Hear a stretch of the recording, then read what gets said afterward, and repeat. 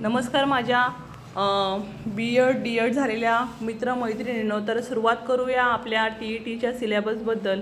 तर paper फर्स्टसाठी टी.ई.टीच्या paper फर्स्टसाठी आपल्याला एकूण 150 मार्क असणार आहे।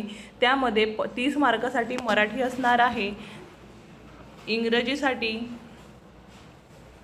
इंग्रजीसाठी 30 मार्क असणार आहे, बालमानसशास्त्रासाठी 30 मार्क असणार आहे, सामाजिक शास्त्र म्हणजे त्याच्यामध्ये आला नागरिकशास्त्र, भूगोल आणि इतिहास या विषयासाठी हे विषय मिळून सामान्य विज्ञान पेपर फर्स्टमध्ये सामान्य विज्ञानसुद्धा येतो आणि गणितसुद्धा येतं।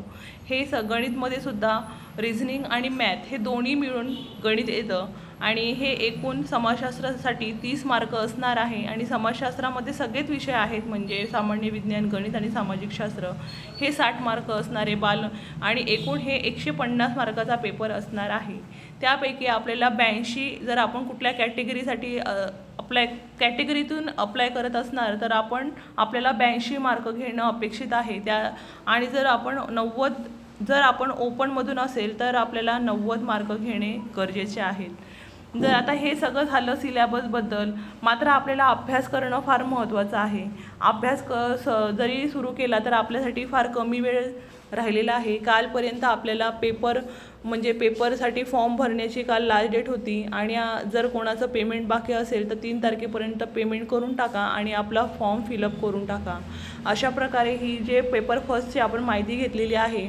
आता मी तुम्हाला काय सांगते की एकदाच हे जे आहे हे याच्यामधले बरेच टॉपिक आहेत, इंग्रजीचे, मराठीचे, बालमानसशास्त्र, सामाजिक शास्त्र, सामान्य विज्ञान, गणित हे सगळं शिकत असताना तुम्हाला सातत्य ठेवणं गरजेचं आहे आणि त्यासाठी आत्तापासून तयारीला लागणं तितकंच महत्त्वाचं आहे।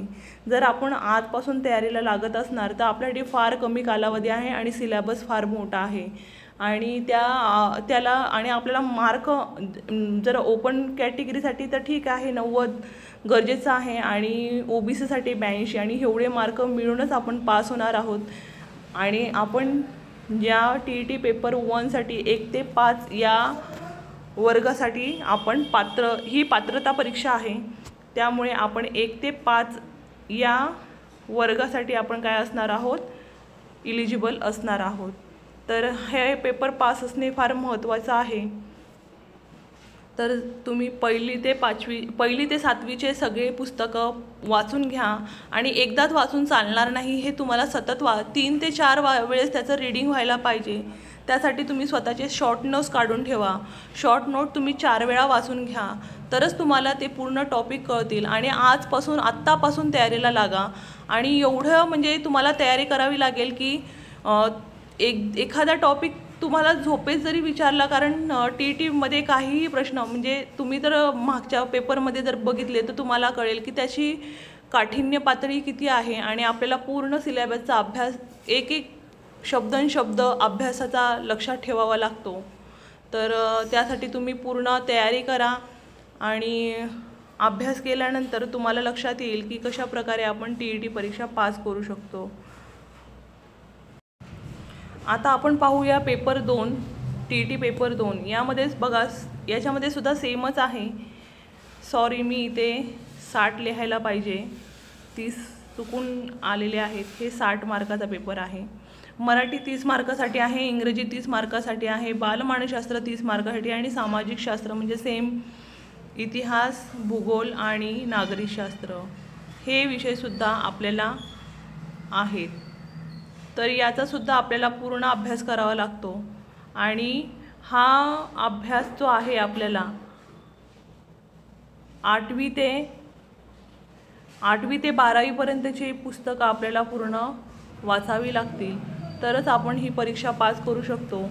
आणि हे सगळं करत असताना आपल्याला सातत्य ठेवणं आणि त्याचं रिव्हिजन 3-4 वेळेस होणं हे फार गरजेचं आहे। तुम्हाला जर काही अडचण येत असेल तर तुम्ही माझ्या चॅनलवर येऊ शकता आणि मी प्रत्येक विषयाचे टॉपिक वाईज मी तुमचे लेक्चर घेणार आहे। जर तुम्हाला खरंच ही परीक्षा पास करायची असेल तर माझ्या चॅनलला नक्कीच सबस्क्राईब करा।